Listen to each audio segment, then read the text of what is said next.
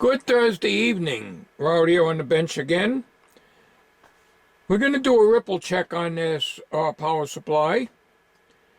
And I think most of you know how to do that. You set your oscilloscope to AC coupling.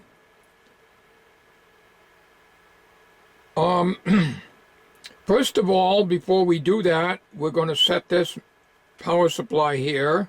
We got it down to the minimum of 10.5 volts.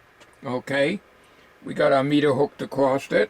We do not have our 4 ohm resistor. When you check ripple on a power supply, of course, what's very meaningful and is most important is under its rated load. In this case, 3 amps. Also, this is a variable power supply, as I said before, from 11 to 15 volts. The normal range is from all the way down counterclockwise on the voltage control is 10.5 volts, and all the way up is 15.54, so it's supposed to be 15.5, but we already calibrated it. So what you want to do here is we want to set it for, we're going to set it for 12 volts. And tell you the truth, I can't see that. You'll have to excuse me. Hang on a minute. I can see the viewfinder, but oh, that's 13. Okay. All right. Let's see. I'm sorry. I can't see. It's all right. That's 12 on the meter, 12 on the digital.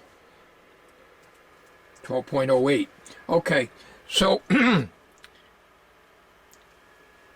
now normally you'd power something up, would be 13.8 volts.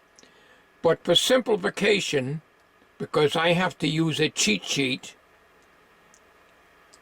I can't figure 13.8 volts unless I go on the computer and do one of them Ohm's Law calculators. I'm sorry, I'm no good at math. I told you that many times, so we use this.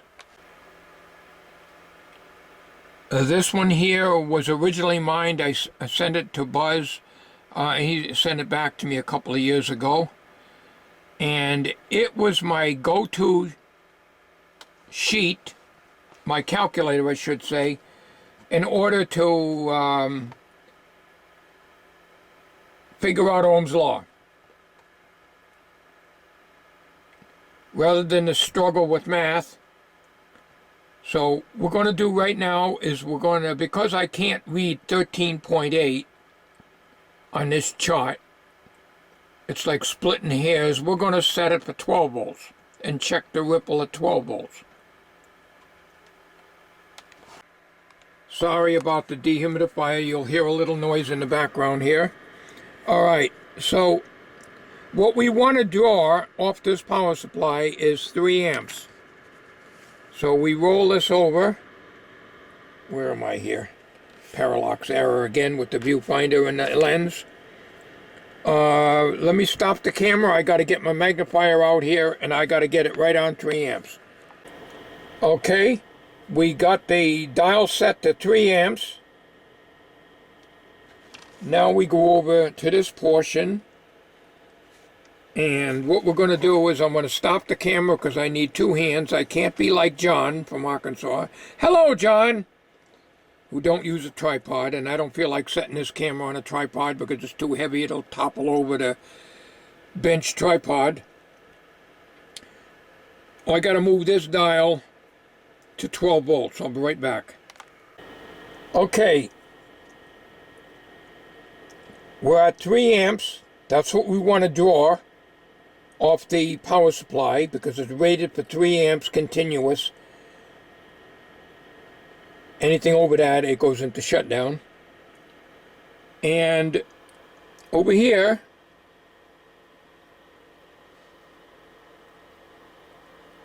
where am I here?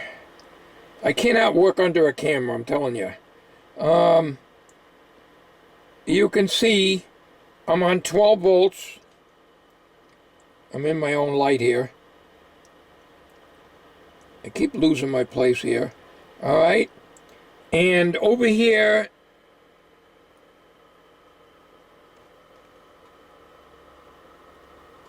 at the resistance scale, this is the voltage scale here, this is the resistance scale, we need a resistance of 4 ohms. Okay? So that's what we got on this chart here. So, and I just turned the power supply on, 12.07 volts.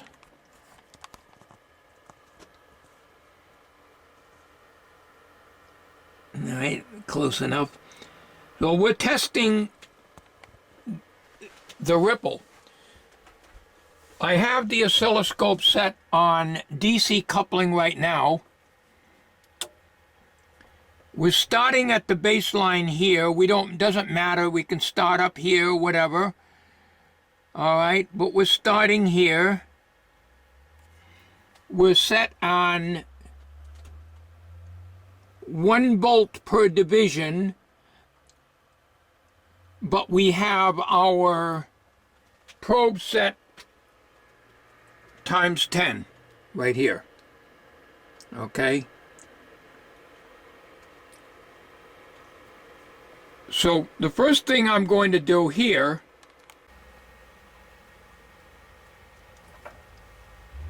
1 volt per division times 10, that's what a probe is set. The probe is set for times 10. So if we put DC coupling on it, we're going to jump up a division and 2/10. Let me put it down to AC here. Might be easier maybe if I move that trace up to the center. Okay, now we flip the coupling to DC. All right, we jump up, because we're putting out 12 volts exactly, not 10, we're jumping up just a little bit above 1 division. All right, but now we're going to put it on AC coupling. Okay, and we're going to take the sensitivity and crank it up. We're still set on times 10 on the probe to read the ripple out of the power supply without a load.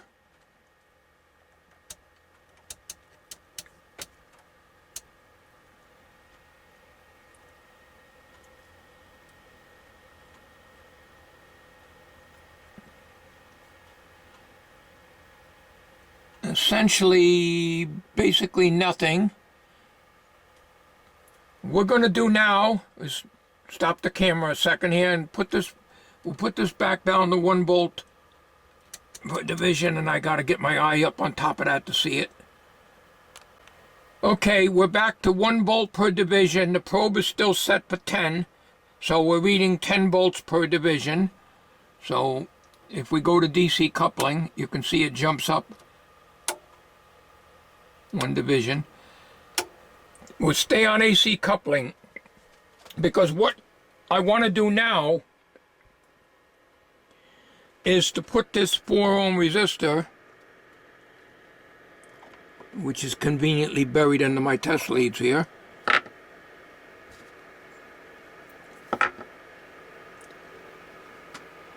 across the output here. I will do that. I will shut this off for now.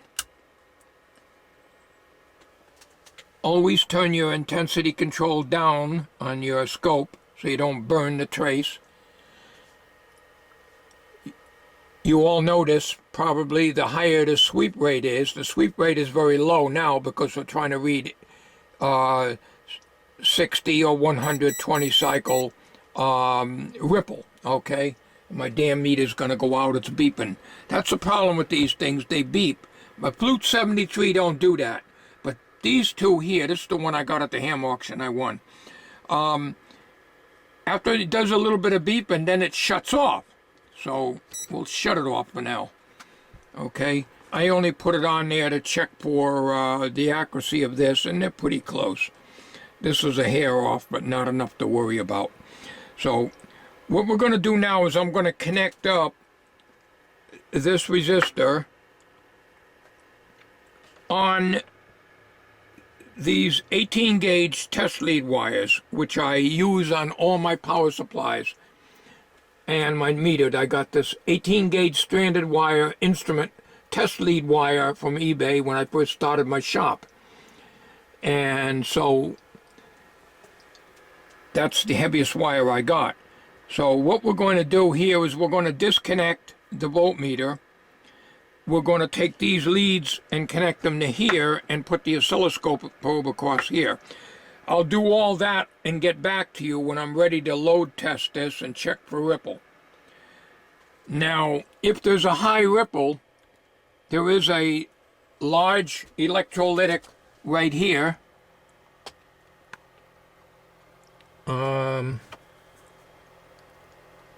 3,400 microfarads. I cannot read the voltage. It's probably on the back side. If there's a high ripple at 3 amps, then this possibly may need to be changed, but we'll cross that bridge when we get to it. Okay, I've got my 4 ohm resistor. I've got the common negative of the power supply connected on one side of the resistor, the oscilloscope ground lead connected to the negative. I've got my positive lead of the power supply connected to the opposite side of the resistor, and my oscilloscope probe, which is now still set for R times 10, connected here. If for some reason I don't see any ripple, I can put this down to R times 1, but I don't think I'll have to do that. The voltmeter is disconnected.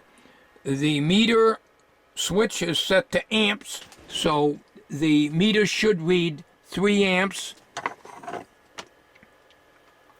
which is the bottom scale, and the 3 amp point should be right here, just before the red. Now, according to that chart, a 4 ohm resistor with 12 volts across it should be drawn 4 amps. Let's put it on. Okay.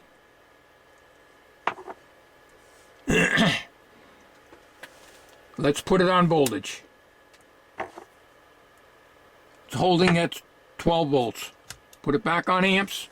Let's go over to the oscilloscope and put the brightness up. Let's turn the volts division more sensitive. I'll tell you, there's just a tiny, tiny, tiny bit.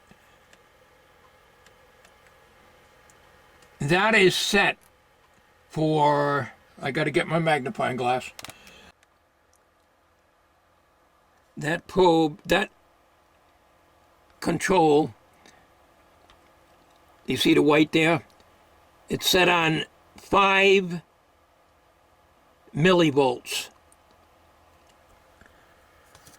Let's take the probe to R times 1. What we're going to do is we're going to reduce this back, and we got to cut our brightness down. I don't like leaving it high when it's got a bright straight line on it.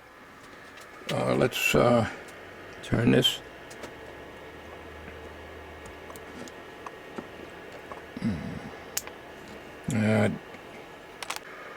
Boy, that resistor is burning up. I don't think this is more than a 20 watt resistor. It calls for 50 watt, but I don't have anything that large. So I got to be careful I don't burn this little guy up here. It is scorching hot. You could fry an egg on that. Not that you'd want to eat an egg off of a dirty old resistor that's 60 years old. All right. I had to turn it off. It was cooking. Okay, so let's put this back on. Now we're times R times 1. Let's set the sensitivity up. We're getting a little ripple now at 50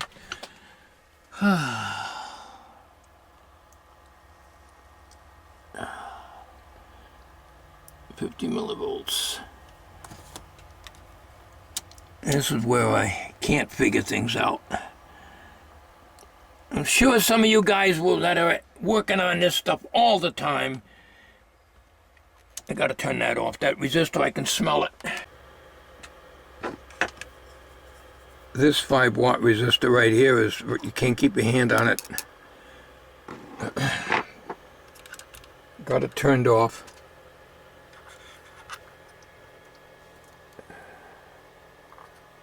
It don't feel like this bridge rectifier is running hot. A silicon bridge rectifier is what the parts list calls for. So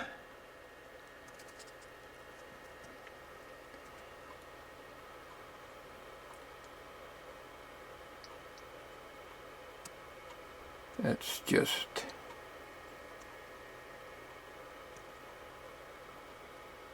I'm showing this so that you can read it for yourself.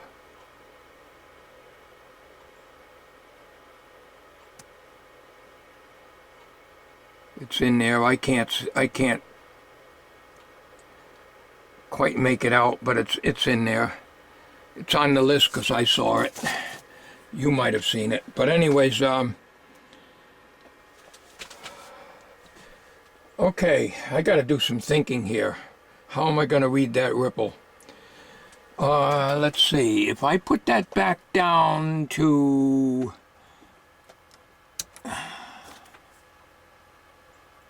1 volt per division, and the probe now is set for, let's put this back up. The probe is now set for R times 1. Very little. Let's go to 1/2 volt per division.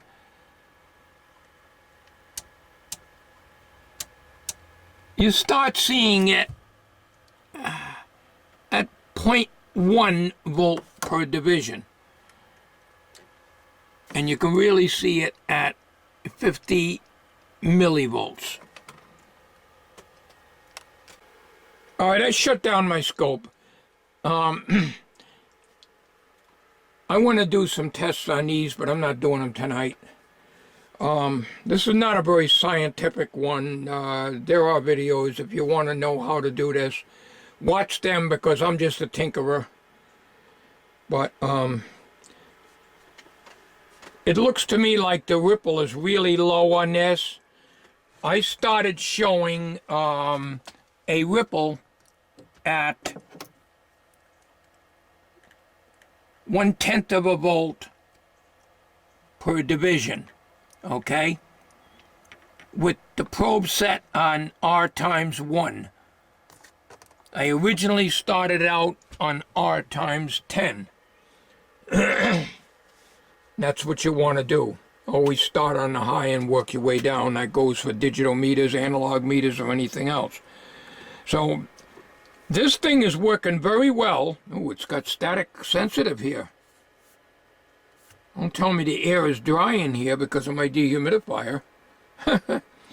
Plastic bezel. The amp meter reads right on. The shutdown is set for, it shuts off at, it's supposed to be shut off at 3.5 amps. I've got it a little less. It's about 3.45 amps it'll kick out, which is okay because this is rated for 3 amps. Anything over that is a surge and is a safety. It cuts off, and that's a very good thing. I got this off. I got to remember to unplug it. That's a very good thing because it shuts off and The only way you can get it to come back on again is to lower this voltage or take the load off, shut this switch off, which is an off and also a reset, and then put it back on. So the fuse is a 2 amp.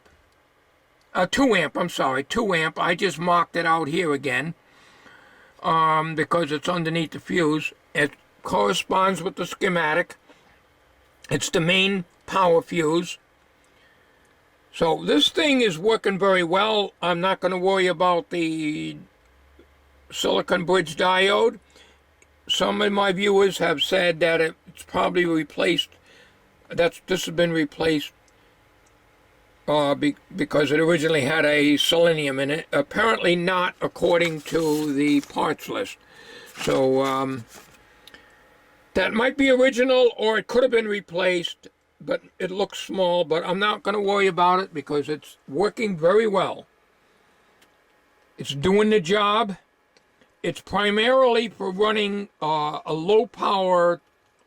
If you're checking out a stereo or something that runs on in a car stereo, it runs on 12 volts. Well, you'd run it on 13.8.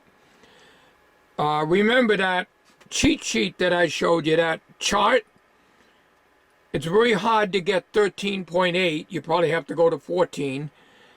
In which case, you're pulling more than 3 amps. Because you're putting more voltage on this and you're also drawing more current. So it's not really a true test. In other words, I want to draw 3 amps off of this, which is exactly what I did by using the 4 ohm resistor. All right. But it's also the resistor they use for the overload, because when you crank it above 13.8, she'll immediately shut down. So I had run this thing close to 14 volts. After putting it on 13.8, then putting the resistor across it, it shut down. The safety shut down because it went over 3 amps. So I'm very pleased with this power supply. And this is how you check for ripple on a power supply. I just have a problem trying to read and do my math stuff like that on this. I would be able to do a better job had I been testing for 10 volts, because then I'd have even numbers. And when I set this to 1 volt per division and set the probe to 10 volts times 10, this became 10 volts per division, and it moved up 1 division. You're 10 volts there. It would be a lot easier. But we got that extra 2 volts that we added to it by setting this to 12 volts. If you're trying to get, if you get my drift from a drifty old goat. All right, but you can see on the scope the very little ripple this thing put out at the maximum ratings. So I just repeat myself and what little knowledge I do have. When you're checking a power supply for ripple, in my book is bound in goat language. And my book says whatever the rating of your power supply is, maximum rating, which is 3 amps, at the voltage it puts out. In this case, this is designed for 13.8, although it can go up and go down. This is designed to run a citizen band radio or a car stereo, a low power car stereo, average one, and up to 3 amps. You always want to check the power supply ripple for the maximum amps that it can carry. This one will handle 6 amps. 18.5 volts. So it's 6 amps max. So if I was to check the ripple on this, which I haven't done yet, I would do it at 6 amps. If I was to check the ripple on this, which I have not done yet, on the 1610 that I paid $10 for at the Jewett City Flea Market last year, I would do it at the maximum rating of 1 amp. This is 500 milliamps low, 1 amp high. All right, but that's how you check them. All right.